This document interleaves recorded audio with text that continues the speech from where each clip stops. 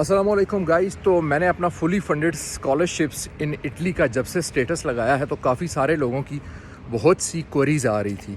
तो मैंने सोचा कि आज सुबह अपने काम पे जाते जाते मैं आपके वो तमाम सवालों के जवाब देता चलूं ताकि आपके जहन में कोई अभाम बाकी ना रहे।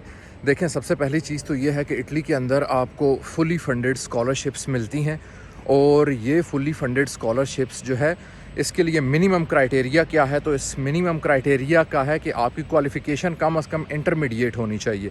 अगर तो आप एक अच्छे स्टूडेंट हैं तो फिर तो आपको मेरिट बेस्ड स्कॉलरशिप भी मिल सकती है, लेकिन अगर आप एक अच्छे स्टूडेंट नहीं भी हैं, आपके मार्क्स जो हैं वो एवरेज लाई करते हैं, लाइक फॉर एग्ज़ाम्पल अगर आपके मार्क्स जो हैं वो 65% हैं या 70% से नीचे हैं, तो फिर आपको नीड बेस्ड स्कॉलरशिप यहाँ पे मिलती है। नीड बेस्ड स्कॉलरशिप में आपके कवर होते हैं एजुकेशनल एक्सपेंसेस, आपके हॉस्टल और आपको कुछ पॉकेट मनी भी दी जाती है।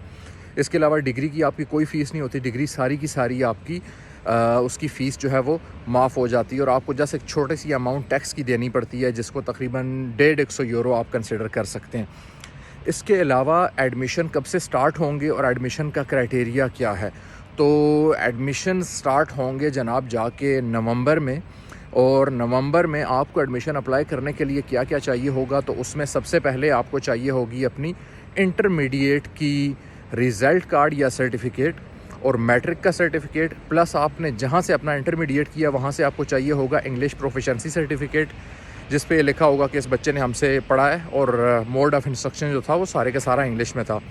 अगर आपकी क्वालिफ़िकेशन ज़्यादा है और आपने बैचलर्स किया हुआ है या मास्टर्स किया हुआ है तो आप हायर क्वालिफ़िकेशन के लिए भी अप्लाई कर सकते हैं, और जितनी ज़्यादा हायर क्वालिफ़िकेशन हो उतना ज़्यादा वीज़ा के चांसेस बढ़ जाते हैं। लेकिन कम से कम क्वालिफ़िकेशन जो आपको चाहिए होगी वो चाहिए होगी इंटरमीडिएट। इंटरमीडिएट के बाद आपको जो सेकंड सबसे इम्पोर्टेंट चीज़ चाहिए है वो है आपका अप्लाई करने के लिए पासपोर्ट। पासपोर्ट के साथ आपकी वाइट बैकग्राउंड की पिक्चर, जो आपको एप्लीकेशन के टाइम पे ये डॉक्यूमेंट्स आपके पास होने चाहिए। नवंबर में अप्लाई करते हैं, जाके दिसंबर जनवरी फरवरी तक आपका एडमिशन आता है। एडमिशन आने के बाद आप वीज़ा के लिए अप्लाई करते हैं और अप्रैल मई जून में जुलाई में जाके आपका अप्लाई होता है वीज़ा, और वीज़ा के बाद जो है आप फ्लाई करके यहाँ पे आते हैं। जहाँ तक बात है स्कॉलरशिप की, तो स्कॉलरशिप का जो 10% प्रोसेस है वो पाकिस्तान में होता है, 90% प्रोसेस यहाँ आने के बाद होता है। लेकिन उस पर मैं एक बाद में कोई दूसरी वीडियो बना दूँगा जिसमें आपको A to Z सारी चीज़ों का आइडिया हो जाएगा। फ़िलहाल के लिए आपके जितने भी अबहामात थे, जितने भी सवालात थे, उन सारों को मैंने कोशिश किया है कि यहाँ पे कवर करने का। डिग्रीज़ जैसे यहाँ पे कौन कौन सी अवेलेबल हैं और क्या इटली के अंदर इंग्लिश में भी डिग्रीज़ ऑफ़र की जाती हैं। तो जी बिल्कुल, इटली में